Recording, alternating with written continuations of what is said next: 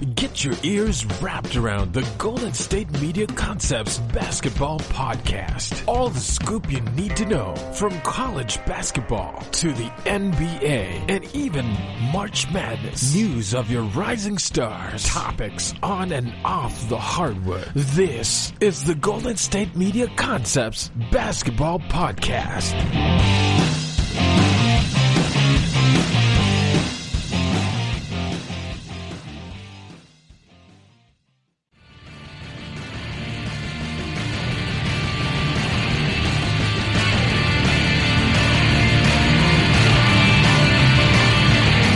Welcome into the GSMC Basketball Podcast right here on the GSMC Podcast Network.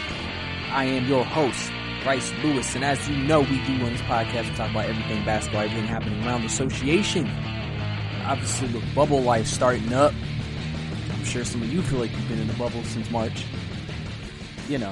Obviously, I gotta give y'all, the update on what's going on in the bubble. Obviously, teams are beginning to practice inside of the bubble, having the practices. We've seen videos, we've seen, practice highlights and everything like that. Interviews have been done. So we're going to discuss all that here today on the podcast and keep you all updated with that, plus other news and stories around. We're also going to get into a list about 10 biggest stars, biggest blemishes on the record.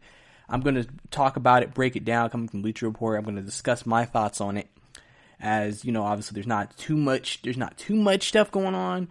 Like I said, right now we're going through a period of just, practice right now and training for the most part from a lot of teams. So we'll see if anything else comes out of the woodworks in the coming weeks. Obviously getting closer to the scrimmages and the games, obviously expected to be played by the end of the month.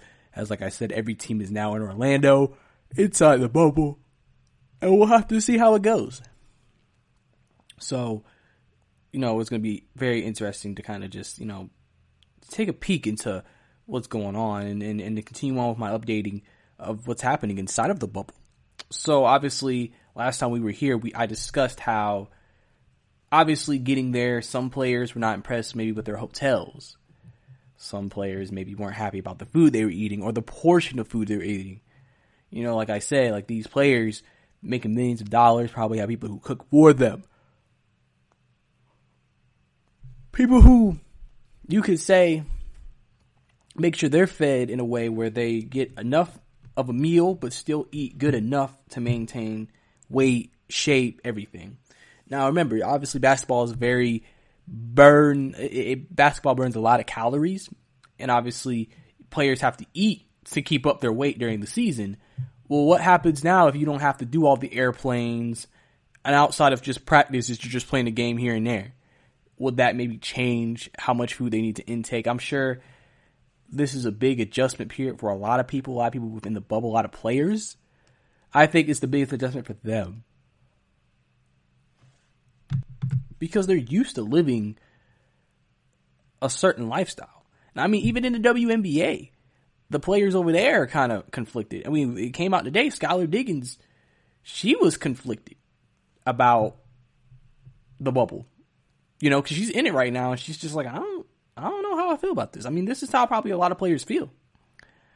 This unsureness about it. Just like, will this work? Is this good for us? That's, I think, the biggest thing that is here. And, it's just something we're going to have to see what actually ends up happening, for the most part. Obviously, you're starting to see more videos. Obviously, a video that was trending was the Zion Williamson 360 dunk. Obviously, if you've been paying attention to Zion Williamson, he had a great 360 dunk against Clemson at Duke, at a Duke home game. Obviously, that was one of the highlights of his college career, a year at Duke. And obviously, seeing that brought back memories. Also, just seeing basketball brought back memories. Obviously, LeBron, he was back in action. Got a little gray in his beard. I see LeBron over there aging a little bit, being home with the kids. With the family, might do that to you a little bit, but, we saw LeBron out there, he looked good. He still looked like he was in fantastic shape.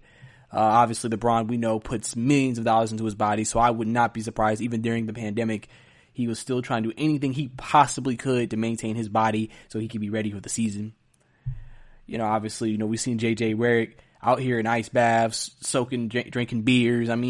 So obviously, it's something's going on. Obviously, recently NBA also said, oh, they're going to allow some players to maybe have access to certain rides. So before they came into the bubble, remember, it sounded like they were just like, no, you're in the bubble, you're not doing anything, you're not going on any rides, you're not interacting with any fans, you're done, you're not doing that. Now it sounds like the NBA might be loosening potentially some things up. Obviously, like I said, this is a try and error type of situation they're in. So you can maybe put a rule down and then maybe see the situation and say, okay, maybe we don't have to make it as tightly enforced, depending on whatever that particular thing is. So obviously, that's obviously a fun thing. Obviously, like I said, interviews were done. Obviously, they're doing interviews now where you don't have reporters in the bubble, even though some reporters have been in the bubble, but not all. Like I know ESPN has had some access, obviously making sense because ESPN is owned by Disney, so it would make sense they would give them access. But I remember watching an interview on ESPN, and this young lady was on there interviewing the interviewer for ESPN, and she was wearing a mask and gloves on the microphone. So obviously, I'm sure for interviewers they send to be inside of the bubble, they have to go through the same things, having to make sure they're all masked up, covered up, plasticed up, everything, just to make sure they don't spread anything as well as they're trying to get the inside scoop. But for the most part, in terms of player interviews, you can see the player will just be in front of some cameras, and I'm assuming it's like a Zoom-like call almost, and I guess that's how you ask questions, and then they answer the questions. So it'll be interesting from a press conference perspective. I guess it could be better, you could say, because obviously, some players are never that fond of the media being in their face all the time. Now you don't ever have to actually deal with them being in your face. You just got cameras, and that's it. You're just talking to the cameras, listening and hearing questions that are being asked, and you're going from there. So, you're just trying to do that and so forth. So for the most part, I'm sure I feel like this is what I compare the situation to. For people who are conflicted, uncomfortable, or don't like it, they may still unlike it, feel uncomfortable, or be not with it after this. You may even hear players after this over says, I can't do another bubble. It just depends, but it's almost like new. It's like moving to a new environment. Like, think about a northerner moving to the South. What is something that the South is known for? Southern hospitality. Northerners, they don't really give that type of hospitality. I have a friend who moved here from the North, and she said when she first came here, she was like, I didn't say hey to anybody because that's what we didn't do in the North. We didn't say hey to anybody. We just walk past everybody and you mind your business. Here, people just say something to you and you're just kind of like, oh, whoa, that's different. And even if she's not comfortable or likes it, eventually she'll get used to it and then do it herself just because it becomes a part of what you do. And my example I'm trying to take from that is in the bubble, you may not like the bubble life, but you're going to get used to it. And eventually you're just going to go with it. And even if you don't ever actually like what's going on, it'll never be anything where you just absolutely flat out, just can't do it. I mean, I've already discussed, is there a possibility a player could be in the bubble and say, you know what, I'm leaving? But I feel like for the most part, unless something happened or an emergency happened where they would have to leave a bubble, I don't think a player would actually just leave in that situation. I think it would have to be a serious situation, maybe at home, that would make them do that. If not, I think all the players that are there currently should be able to handle it, even if they're not, again, 100% happy and satisfied with the conditions that have been given to them with what's going on right now inside of the bubble. But I guess for the most part, everything's okay. I saw a picture about some Disney Mickey Mouse waffles, obviously, because the players obviously are posting food all the time about like basically giving people insight into what's going on in the bubble. Because I mean that's one thing obviously people want to know is like what's going on in there, like what is it like? And I think that's one thing about NBA and NBA social media, especially with players, that I've always liked so much is they really do, outside of obviously the normal or locker room arguments and stuff like that, in terms of just things and adventures they go on, they're not afraid to express the adventure or express what's going on. And the players right now are being very transparent with what's going on. They're being very transparent with everything that is happening within that bubble. And so people are getting an insight into like how the life is. And so now people are able to give insight. Dang, the bubble life must be difficult. The bubble life is easy. The bubble life isn't as bad as we thought. Maybe it's better than what we thought. I mean, everybody's going to have their own opinion on this subject. You know, there's not a one trick pony answer. There's not an answer that just is the answer of all answers. It just really depends on where you stand at the end of the day when it comes to the bubble. Listen, you have plenty of people who thought this bubble should have never happened. That thought that, well, why would we have a bubble? Why don't we just cancel the season? Why do we put our players at risk? And, you know, obviously you have people who believe that this was necessary. You know, the CBA, we all know about what the owners could do if they didn't play and et cetera. So it's going to be just interesting altogether, trying to put it together and make it work. I think that's something that if this does end up going well for the NBA, they can hang their hat on and say, we made something work. And now we have confidence that when the next season comes around, we can continue to make something work going into the future. But now we're going to get into some news before we get out of here. So obviously, last free agency, D'Angelo Russell, was a free agent. Obviously had a breakout season in Brooklyn, became an all-star that year, showed he could play in this league, you know, a dominant guard. Now, what's a team in the NBA that has had a big hole at their point guard position for years?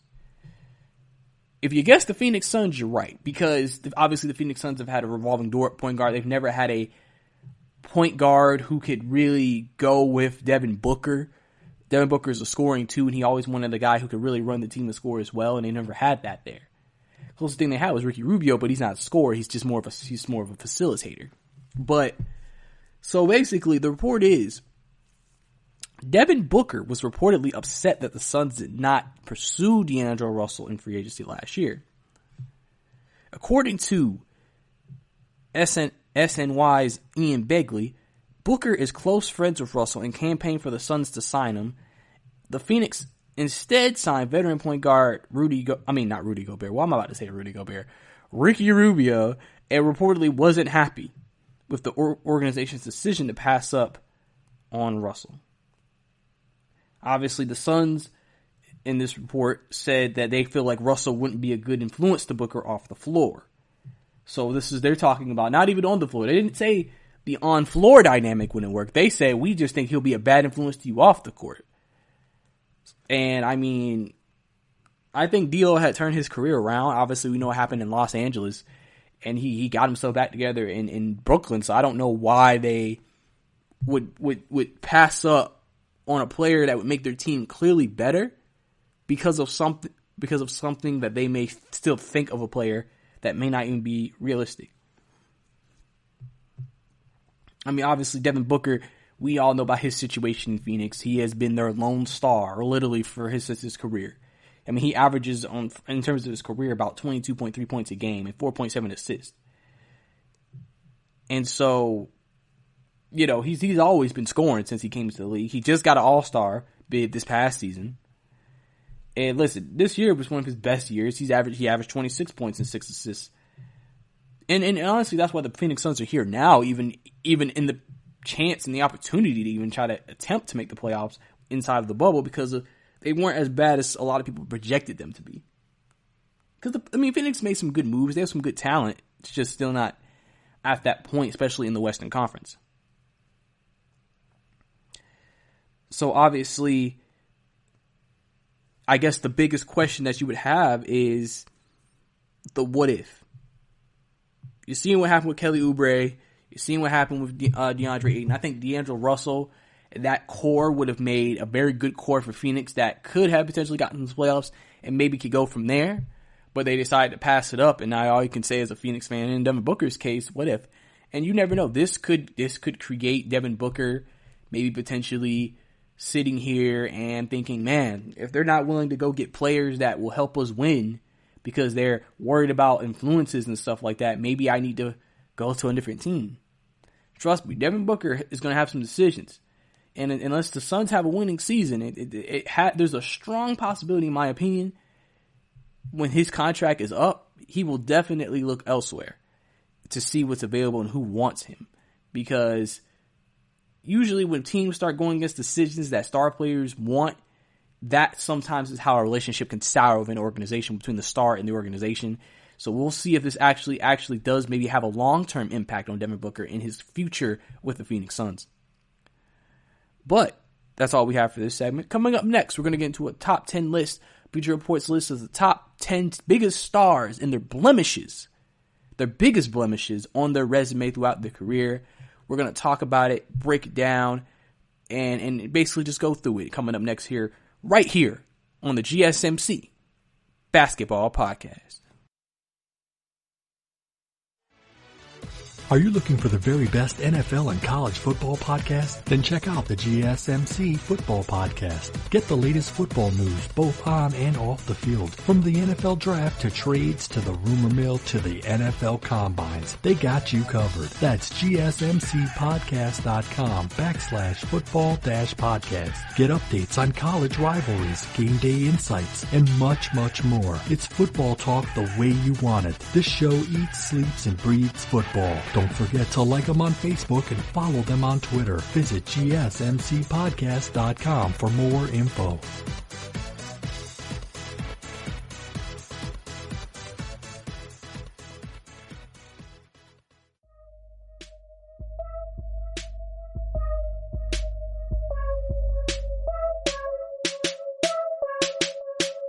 Welcome back to the GSMC Basketball Podcast. Last segment, we basically discussed life in the bubble, how everything I've seen in terms of bubble life, how players are responding to it, how players have been, obviously practices opening up, teams getting together, obviously practicing with each other for the first time in months, obviously, trying to get back in shape, get themselves back to going, obviously still getting an insight into what they're eating, some of the things they're doing there, obviously seeing how they're operating, how they're doing things. Obviously, it's a very interesting process, and I think a very, intriguing, situation. And that's something that definitely will be kept up and looked at going forward by a lot of people to see, over time. Like, this is still the beginning stages. We'll see how it looks over time and how it ends up when the season ends and how many players are maybe tired of it or were happy about it or, are on board with it again or not on board with it again. It's just a big, we'll see during this entire process. But we also talked about Devin Booker not being happy that the Suns did not pursue D'Angelo Russell, as obviously the Suns have needed a point guard for a very long time. And you could basically say D'Lo was one of the best, if not the best point guard on the market last year. And they did not pursue them. So, it's basically just something where you hope if you're a Phoenix Suns fan or the Phoenix Suns organization, this doesn't affect your relationship with him going forward when his contract is up. And maybe he's looking elsewhere to play in another city, especially also on top of the fact that they haven't won since he's been there as well. But now we're going to get into a list about Bleacher Report's top 10 best players. I mean, this is their list, so this is my top 10 players, but this is their top 10 players, I guess, in the game today, based off whoever wrote this article, which was Dave Fael. Bleacher Report. So this must be his top 10. And so he's going to talk about the biggest blemish throughout their career. So something that has happened in their career that will forever be the what you may even consider that player's particular most famous, I guess you could say, loss potentially, or most famous, disappointment, or most famous, dysfunctional situation. So we're going to jump right into the list. And on number 10 on this list, it is Chris Middleton. His biggest issue based on this list is perception of number 2 status. And I think this list also is based upon who's actually playing as well. So obviously this is why you don't have Steph and KD and all of them on the list, just so you know, because they're looking at also, well, they're not playing right now or they're hurt. So we're not going to put them on this list. So that's probably why the list is the way it is, because I don't think anybody would have Chris Middleton in their top 10. No offense to him, but I just think there's too many great players out there that you would have him in the top 10, in my opinion. But to talk about that blemish, I mean, that is basically Chris Middleton's biggest thing. People have questioned for years, is Chris Middleton good enough as a 2, as the second best player to get you to a championship? A lot of people see him as a top flight third option who's an average 2. That's why some people think, with the Bucks, yes, Giannis is this all-out freak superstar, but is Chris Middleton a good enough second star to really help push them to that point where they can go and win a championship? That's something that's always been his biggest, you could say, I don't want to say critic, but his biggest question. Can he get the job done? And, well, we'll have to see. Chris Middleton, has had a great come up. If you remember when Chris Middleton in the league, there were a lot of questions if he would even stay in the NBA. And he has worked his butt off. He is trained. He has developed his game. He runs into pick and rolls and pull up jumpers. He shoots over mismatches in isolation now. He's tough. He has a fadeaway. He could hit the 3. I mean, he's almost like a playmaker, but he's not like an elite playmaker, but he's like a playmaker though. Like, he can make plays. So for him, it's always just a matter of, is he good enough to be a number 2?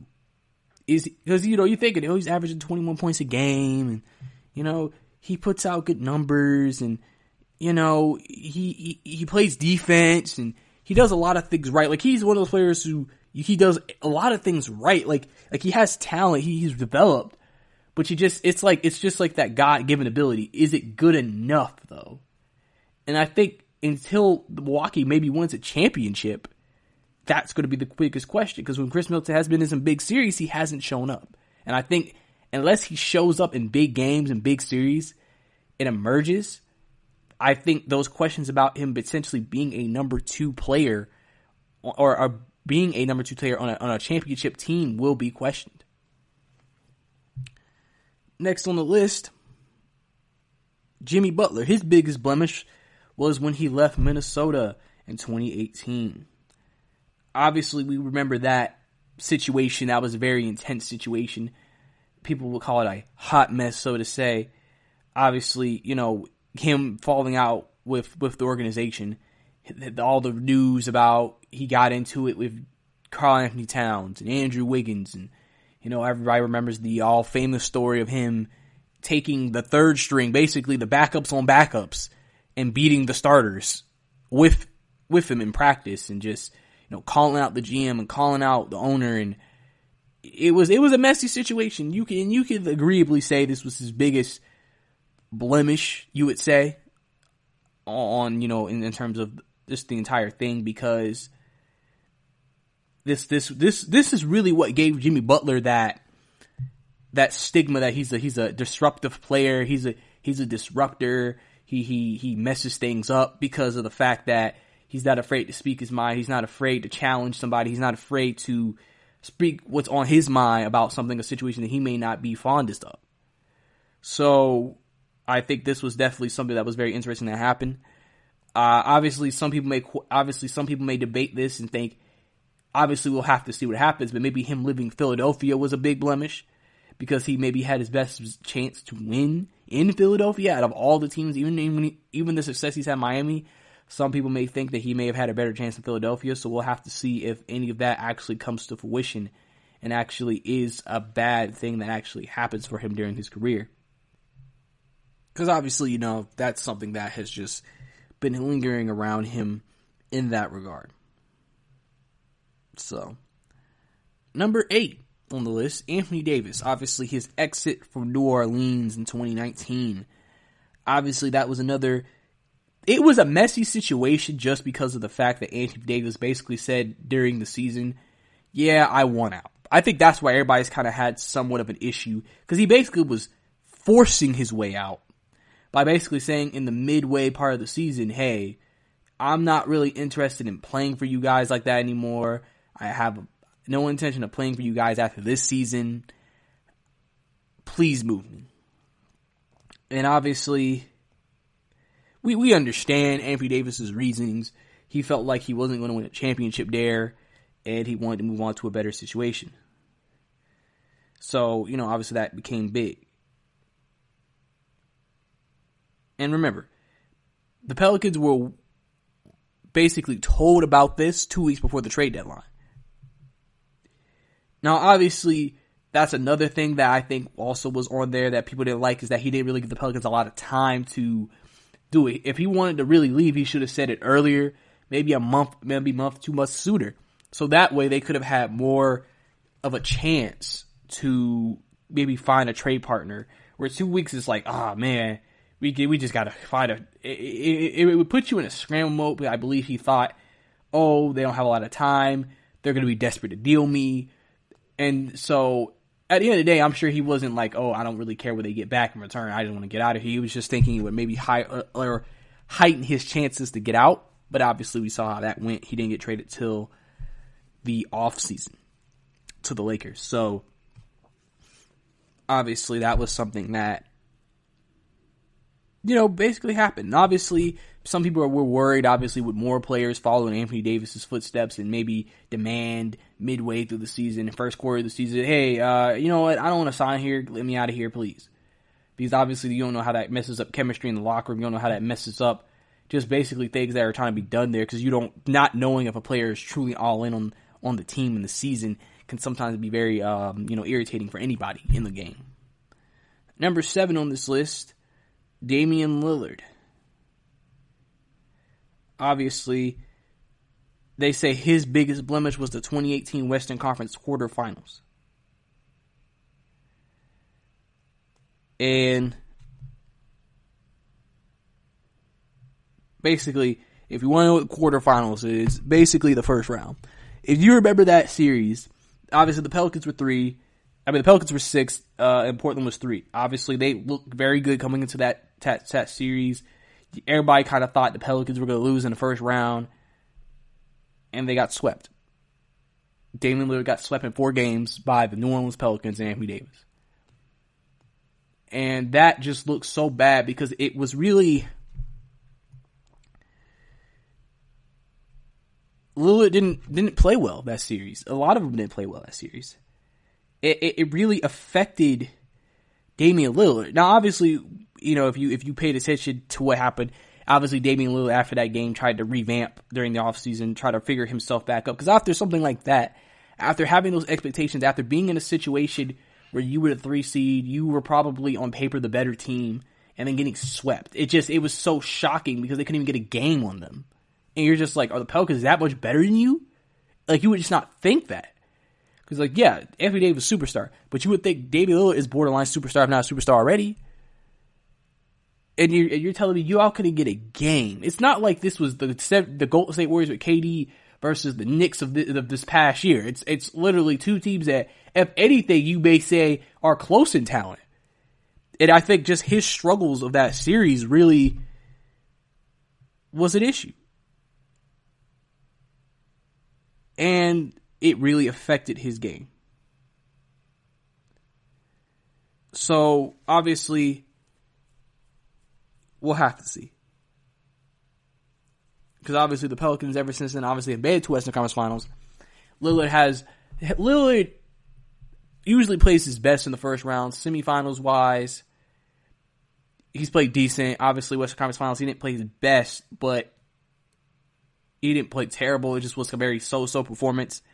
And I'm sure he's aware of everything that's going on and some of the questions that people have about him moving forward in terms of, he's loyal to Portland, but is he good enough to win you a championship as your best player? That's going to be his biggest question moving forward. And obviously number 6, Nikola Jokic. Obviously, they just say his is a slow start to this past season. Because obviously, the Joker really hasn't done too much in his career yet to say, wow, he really messed up here.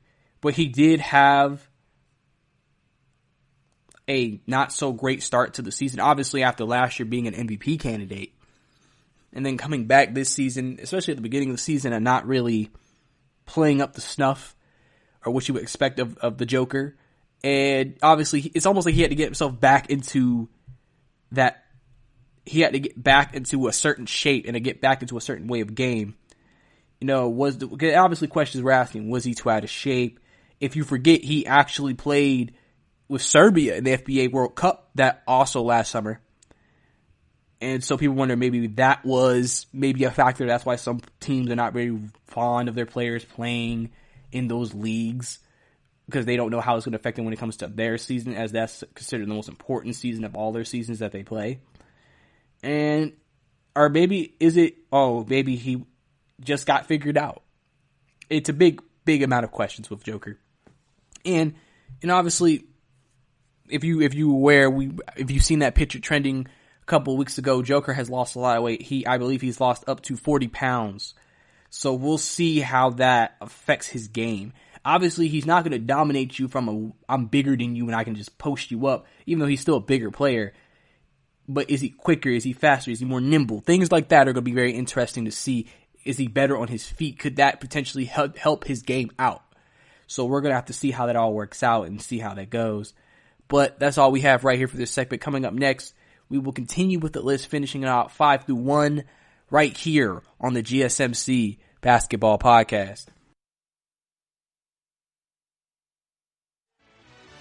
Check out the show that's built on the MMA. From the UFC to extreme cage fighting, they got the fights covered. Check out the GSMC MMA podcast. Get the latest news on past or upcoming fights. Join us as we talk to and about some of the biggest names in the MMA, past, present, and future. When it's the fight game, there's just one show to check out. GSMCpodcast.com/MMA-podcast. Don't forget to like them on Facebook and follow them on Twitter. Visit GSMCpodcast.com for more info.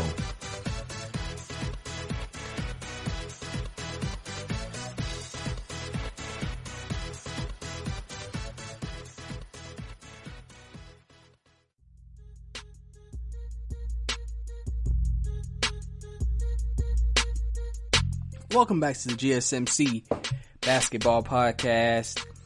Last segment, we started our top 10 players who have the biggest blemishes on their list throughout their careers, a Bleacher Report list that was compiled. Obviously, we've been discussing it, breaking it down here on the podcast.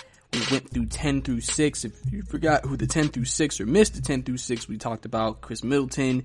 Obviously, again, this list, if you're hearing Chris Middleton, is not based off current actual. It's more based off, hey, who's currently playing right now type. Everybody, listen, this is just the writer's list, not everybody else's. Obviously, Jimmy Butler at 9, Anthony Davis at 8, Dame Lillard at 7, and Joker at 6. So we're going to continue and finish it out 5 through 1 here and get into it, about other blemishes on the top players list moving forward. So obviously, we're going to continue on with that right now. So number 5 on the list is Luka Doncic. Obviously, Bleacher Report says his biggest blemish throughout his career is the crunch time struggles. Now, obviously, again, Luka has only played for 2 years, so he hasn't necessarily had anything major happen where it's like, yeah, that's a big issue. That's a big problem. But he has had some struggles in the crunch time. His efficiency has plummeted during the final 5 minutes of games in which Dallas is either trailed or led by for more than 5 points. And so, clearly, basically what we're seeing is maybe Luka is having a hard time creating a shot, getting good shots in the clutch when obviously defenses usually get tighter and everything gets much more fierce because of the fact of, hey, we're all trying to, stop the other team from scoring so we can get back into the game or take the lead or keep the lead. So obviously, everything tightens up in the later moments. And you can see even through some of the numbers they have here.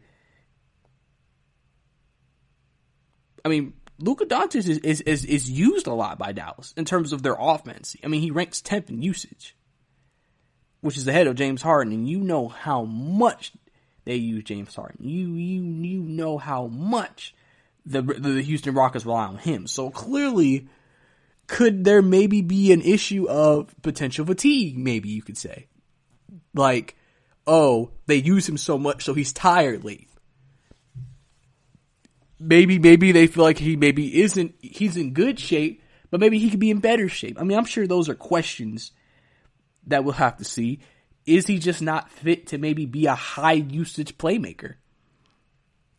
I mean, those are all things that we have to look at and see and just, really kind of put together, because we don't know. We don't know if that is the case moving forward. We have to kind of just see how it's put together with him, because he has a very promising career. He's already a young star. Some people consider, listen, there are some people who may consider Luka a top 10 player, top 15 player already in his second year. So we'll have to see how he does in clutch situations. If he can obviously, increase that efficiency in clutch minutes, that'll only just help him in throughout his career. And he's young, so he has plenty of time to be better. Number 4, James Harden. His biggest blemish was the Game 6 of the 2017 Western Conference semifinals. And that game will go down forever in infamy for James Harden.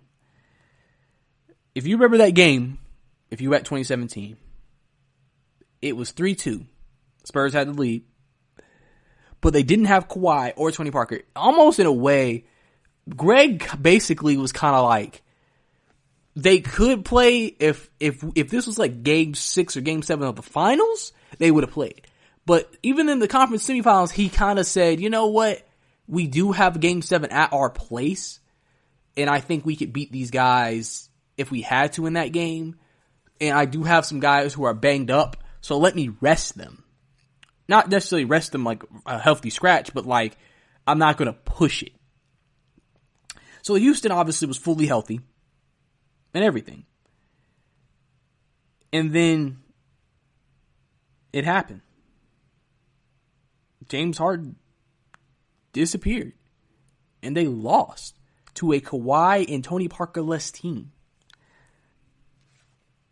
And it was one of the most shocking performances I would say I've ever watched. Because it's just like, what happened with James? Like, why didn't he show up? That's when all the questions started. Was he in shape? Is he wore out because he does all the stuff you see during the regular season, all the scoring and everything? Is he too wore out to play at a high level that late into the season? Because people were just trying to figure out what happened. And then what made it worse is that they got destroyed 114-75. Wasn't even competitive. It was just, the game was just like, how? Where? How? Why did we get to this point?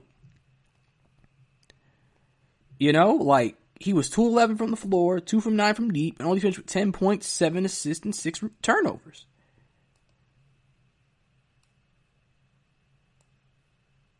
And listen, Mike D'Antoni said he thought he ran out of steam. And obviously that's why people always question, just was James Harden always in the best shape to be doing, or was the offense too taxing on him for what they were asking him to do?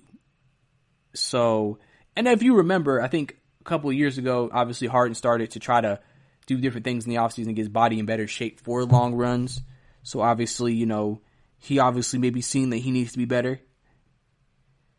And obviously that game will always live as James Harden's probably biggest, just what WTF moment. Like, what was that? Because you would expect more from him. And I believe this is right before they got Chris Paul as well. I believe the next season when they got Chris Paul. So obviously this really was just not a good performance for James Harden. And I'm sure something he definitely would love to forget, but obviously, if you ever did talk about his worst performances, this will probably be the game you bring up. Kawhi Leonard is third on this list, and his biggest blemish, according to Bleacher Report, is his exit from San Antonio back in 2018. Obviously, we remember that situation, another messy situation, where basically his agent, Uncle Dennis, Kawhi's uncle, I was basically pushing for him to kind of go home. And there was a building, thought that Kawhi wanted to go home to Los Angeles. But that season, the Spurs were going to give the franchise to Kawhi because obviously Tony and all of them were gone. And this is your team. And basically, a rift started because of what happened with a quad injury. And apparently it was just a matter of a disagreement with the medical staff. The Spurs staff said, oh, he's ready to go, he can play. And Kawhi was like, no, I'm not ready to go. And I can't play. And there was just a continuous disagreement there between both sides about if he could actually play or not. And it really was a weird situation also because of that, because it just, the injury updates and everything, you had players, and Tony Parker in his last year and other guys going out, calling him out, saying, oh, I played through worse and I don't know why he's not playing. And it really deteriorated the entire relationship.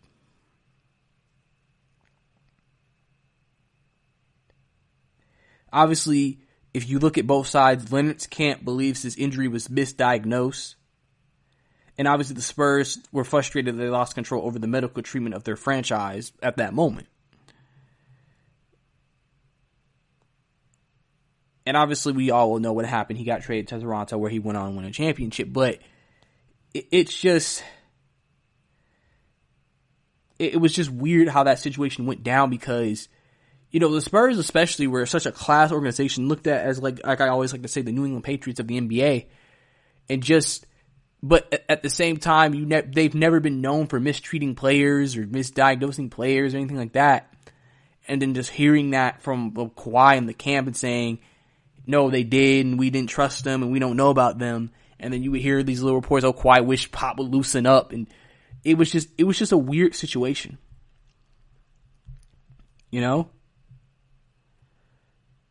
And honestly, this was kind of going against what Kawhi usually is, which is quiet and private, and this was published and messy. But number 2 on this list, LeBron James. The 2011 NBA Finals. Probably LeBron's worst performance in a finals of all his finals in over a series of games.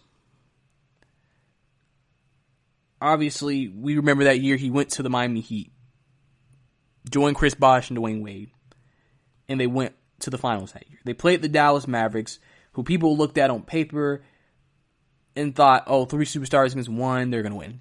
Miami's going to win. And LeBron just failed. He was a villain that year, obviously because of the decision. And when it came to the biggest series, he failed. He couldn't, especially in the crucial games, he just didn't play well at all. It's like he seemed nervous. He seemed uncomfortable.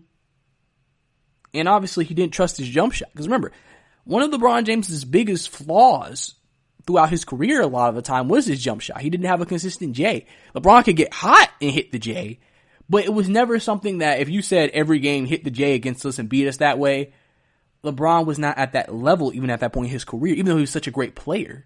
Because LeBron could dominate you in the paint, going past you. He could do everything else. But that jump shot, that mid-range, that 3-ball just was not there in his game. And Dallas took advantage of the play defense. They took a page out of Greg Popovich's book. And it really just made him,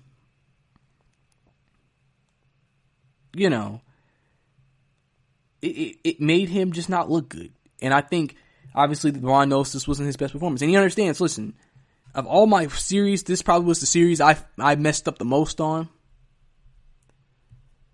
But obviously, if you've watched his show, The Shop on HBO, he actually discussed it a little bit as well, and it basically was just like, listen, I failed that year. I failed that finals. And I never want that to happen again. And that's why he worked so hard to get himself back. And if you remember the next year, when they beat the Spurs in 7 games, one of the reasons why he was so effective that series is because he started to rely on the jumper. And if you remember in Game 7, he actually beat the Spurs with a couple of clutch jump shots down the stretch.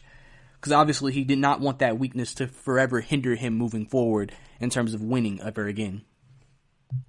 And number 1 on the list, Giannis, and obviously his biggest blemish was Eastern Conference Finals from a year ago, where basically Toronto, you could almost say, shut down the MVP of the league. Kawhi Leonard manhandled him, and they did not allow him to have his way. And that was the reason why the Bucks basically fell off. It was a shocking performance, to say the least, because you would just expect more from Giannis after everything he did the entire playoffs. And the thing about it, too, was that Milwaukee had jumped out to a 2-0 lead. You thought, oh, yeah, finals, boom, boom, boom. And then they lost 4 straight. And Giannis was just not the same player. And it was just one of the most disappointing performances, because you were just like, you had all this praise. You broke onto the scene. You won MVP. You were so dominant. And then you let Kawhi Leonard and the Raptors just completely have their way with you. And obviously, this is why more questions came about the team, is that when Giannis struggled, there was really no one else who could really step up for him. That's why you have questions about, like I said, Chris Middleton. He can really be a number 2. That's why I think, obviously, Giannis is motivated by that, and I'm sure this year he wants to prove, I'll never have another series like that again. I'll always be the best Giannis I could potentially be at the end of the day. And obviously, we're going to have to see with this restart how he does coming back into the playoffs again this year after last year's debacle in the Eastern Conference Finals. But that's all we have right here on the GSMC Basketball Podcast, this segment. Coming up next, we're going to get into some more basketball news and topics. Stay tuned. Check out the show built around the women of MMA. From the UFC to the extreme cage fighting, we got the fights covered. Listen. It's the Golden State Media Concepts Women's MMA Podcast. The latest news of upcoming fights, discussions of previous matches. Join us as we talk to and about the biggest names in women's mixed martial arts, past, present, and future. When it's the women's fight game, you know where to listen to. The Golden State Media Concepts Women's MMA Podcast.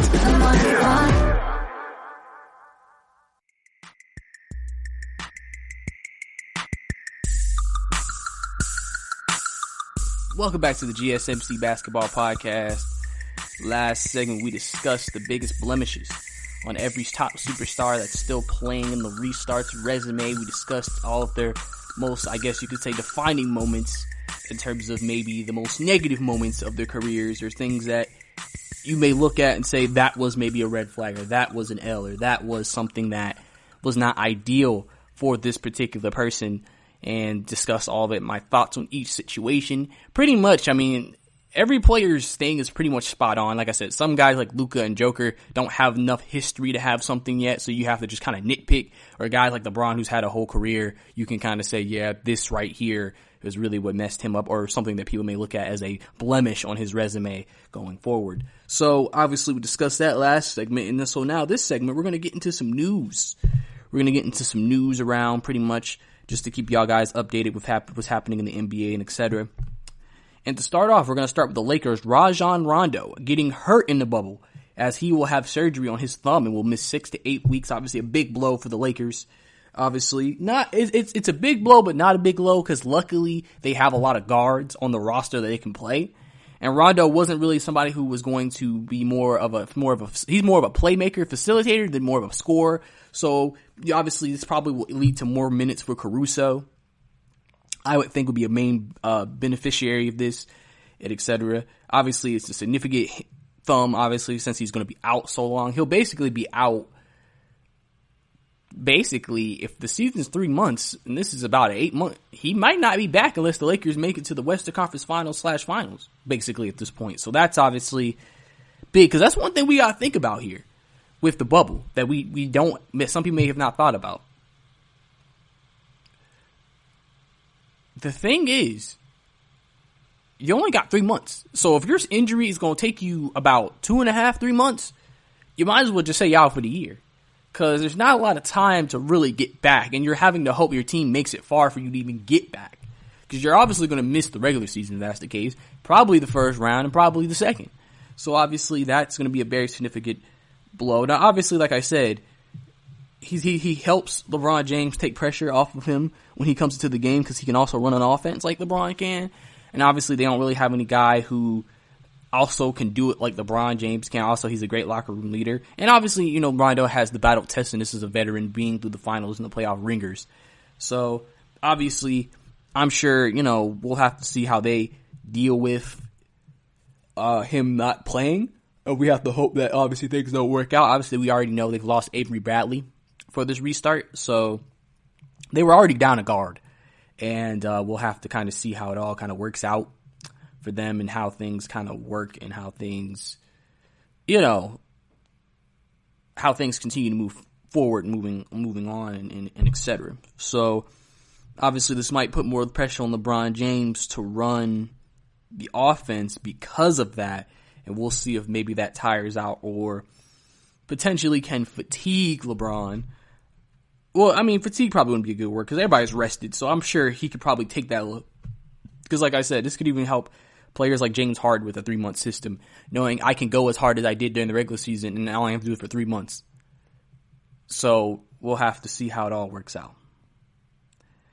But also, the NBA has said that the players are not going to be able to wear fashion shows or anything like that we are so used to seeing. Some people call it one of the best parts of the entire presentation of basketball is the fashion, seeing players wear their crazy get-ups and everything like that. And basically saying that players are required to wear uniform to arena during restarts. So they have to dress in the hotels and then come to the arena already dressed up. So they're not even allowed to wear fits to the arena. So obviously, you know, all they're allowed to wear, according to Nick DiPaola of ESPN, is their uniform and warm-ups. And so obviously that isn't the most ideal maybe for some guys who may have maybe brought fits to Orlando to wear. Now, obviously, I would assume they would have at least mentioned to the players, hey, we may not allow y'all to have certain things, so if you have certain fits, don't think you're going to be able to wear them to press conferences. You may only have to wear them to, and so on and so forth. So, you know, obviously, the plan is for the players to dress in their uniforms at the hotel and then take the team bus to the arena, essentially ready to hit the floor and start warming up. So all that, maybe even that downtime, you know, that players would usually have before a game, they may cut into that because it's like, well, we don't have a crowd and we're trying to get these games done. So we're going to maybe try to get y'all guys in and out and go from there. So that's pretty much how it goes for the most part. Obviously, we know because this is probably also part of the advanced increasing of protocol they're trying to implement to help control the COVID-19 pandemic, and obviously to promote sanitization and social distancing. Players dress in their hotel rooms instead of locker rooms that do not have showers. They will theoretically minimize the amount of time they are spending together at a venue in close proximity. Obviously, PJ Tucker, who's someone who's known for his fashion and shoe collection, reacted to the plan. And basically, this is what he said, and I quote, "That is crazy. I think that takes away from originally what getting dressed was all about. It wasn't even about the tunnel walk. It was more about getting dressed up and going to work. To me, it's like a mindset, getting dressed and getting ready to go to my game. It puts me in a mindset that I'm ready to work and helps me find my focus." So obviously PJ Tucker is not a fan. He also compared it to basically being like AAU and not traditional NBA, you know, protocol or just normal NBA standards and expectations. Now, obviously, you know, They can make statements on the uniforms talking about the social injustices and construction around, but outside of that, for the most part, it will pretty much be what you see, which is basically uniforms, warm up, play, and etc. So that's pretty much how that's going to go there for the most part. Also, a couple players who will not be wearing any type of social injustice message on the back of their uniforms, LeBron James and AD, will be saying that they will not be doing it. They feel like it's just best for them to do what they usually do, just play with their last names, and maybe try to potentially find other and different ways of promoting social injustice while doing this. So obviously that's their decision, obviously, to make. Obviously we know that LeBron wasn't particularly the happiest that they did not consult him on, some of the messages. I mean, a lot of players were mad that the NBA did not consult any of their players on what messages they may want to have. It was just strictly NFL, NFLPA, and that's it. So I'm sure that may have something to do with why this is the case and why they feel the way they feel about this as well. And so we'll have to see, again, how that all turns out, how that all goes, moving on forward into the future, just to make sure everything works out and to make sure that everything is good to go, I would say, moving forward. And, we're going to have to just see overall how things turn out at the end of everything when, again, it gets down to it once again. So, also, obviously, if you know Adrian Wojnarowski of ESPN, obviously he's famous for his quote-unquote Woj bombs, they call them. And obviously he's probably known as, if not the best, one of the best reporters, breakers of news to ever grace us in the basketball landscape on ESPN. Well, he has been suspended 2 weeks without pay by ESPN for comments he made towards a senator, basically in an email saying F you to him. Obviously, you see the comments of these Twitter sections and Bleacher Report or anything like that, The Ringer. Obviously, a lot of people were very hyped, very excited, and very pleased with Woj. Obviously, as the people, we really appreciate him, being honest. But obviously, in the professional world, that is looked down upon, and ESPN had to take swift action and suspend him for 2 weeks. At first, it was suspended indefinitely without pay, but now they came back and said about 2 weeks without pay. And then we'll see what else happens from there when it comes to Woj. Obviously, I'm also in support of Woj. Listen, Woj, you're the GOAT. And you gotta do what you gotta do out there. So I'm not mad at you for not, for doing what you did. I'll say that.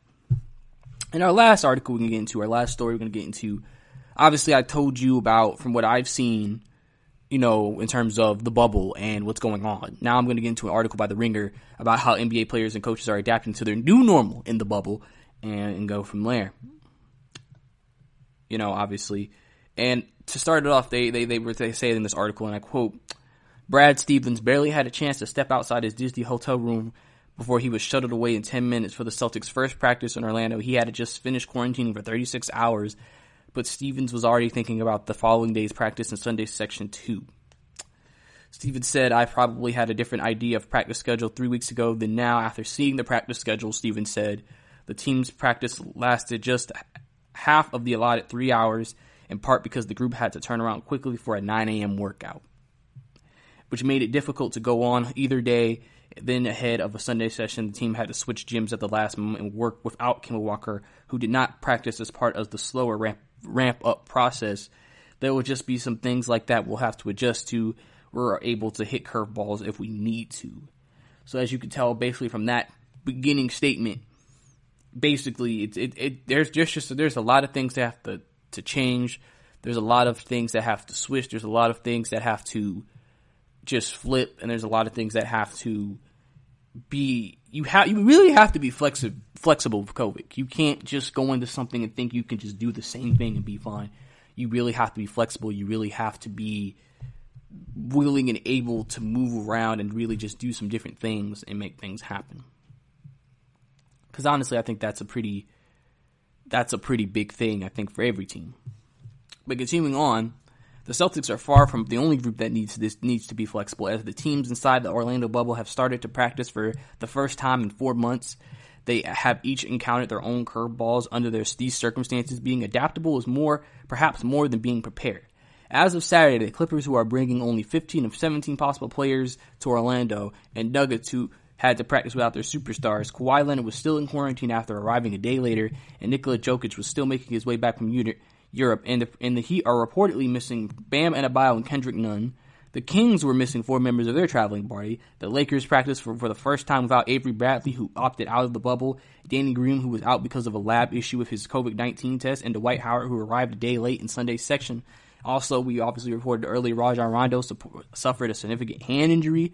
The Blazers have to figure out their wing depth without Trevor Ariza, who opted out of the restart, while fitting Joseph Nurkic and Zach Collins. And the Rockets practiced Saturday for the first time, and Mike D'Antoni said they don't expect James Harden, Russell Westbrook, or Luka Baumute to join until midweek of the week. So obviously you can tell every team has their own story, every team has their own issue, every team has their own situations that they're dealing with currently, as this article gives great insight into all of that as well. For even those teams that do not have their entire rosters active on site, no 2 players are in the same physical shape. Some had access to gyms before facilities opened. At least 10 players on 6 different teams were part of the group that worked out for 3 months at private gyms in Texas, while others like Chris Middleton hadn't touched a basketball for 3 months. And obviously, since this is a training camp for these guys, it's going to be very interesting to see what happens. Obviously, Miles Leonard says he studies the Heat's playbook, which consists of roughly 60 to 80 sets of as often as anyone on the team. And yet, on Saturday, the Heat practiced half-court drills inside the ballroom gym. Even Leonard had to do a full double takes when some particular sets were called. Obviously, being out of the game for a while, your rhythm is messed up. A lot of rhythm is messed up for a lot of guys, and it's hard. And it's difficult to do here. And, this article continues talking about every player, every team situation, every team's unique thing, what the challenges and the things that they having to do. You could say it's a lot of small things, but it's things that obviously it just gives you such great insight to what's actually going on in the bubble. Because that's the thing. Everybody wants access to know what is going on inside of the NBA bubble, and this gives it that ability to actually be done. So it'll be interesting to see, continuing on reporting on the bubble life and seeing if anything new. Will you have a player come out and say they can't do this? Will you have a player who says will you see something that they're serving and will be shocked by social media when they post it? All of these things that we have to look at and wonder about leading into the future. But that's all we have right here on the GSMC Basketball Podcast. Thank you for tuning into the podcast for another great show. Glad you guys made me a part of your day by listening to us here at GSMC. Don't forget to follow us on all of our social media. We have Twitter, Facebook, and Instagram. Also, don't forget to listen to our other amazing podcasts here on the GSMC Podcast Network. Hopefully, like I said, guys, I'll keep you guys updated with any more basketball news that comes up. And I want all of you guys to make sure you go out there, wear a mask, stay safe, and have a good day. You've been listening to the Golden State Media Concepts Basketball Podcast, part of the Golden State Media Concepts Podcast Network. You can find this show and others like it at www.gsmcpodcast.com. Download our podcast on iTunes, Stitcher, SoundCloud, and Google Play. Just type in GSMC to find all the shows from the Golden State Media Concepts Podcast Network, from movies to music, from sports to entertainment, and even weird news. You can also follow us on Twitter and on Facebook. Thank you, and we hope you have enjoyed today's program.